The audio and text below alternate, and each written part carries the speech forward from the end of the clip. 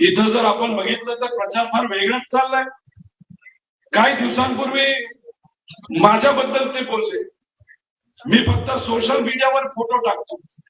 त्यांना एवढंच सांगायचंय मला, मी काहीतरी करतो म्हणून मला सोशल मीडियावर फोटो टाकता येतात, तुम्ही काहीच करत नाही त्यामुळे फोटो कसे टाकणार. मी माझ्या मतदारसंघामध्ये सुद्धा केस कापण्यासाठी जात असतो. यांच्या पोटामध्ये का दुखते मला माहित नाही, कदाचित त्यांना इंग्लिश जमतं, हे भारतामध्ये केस कापत नसावेत.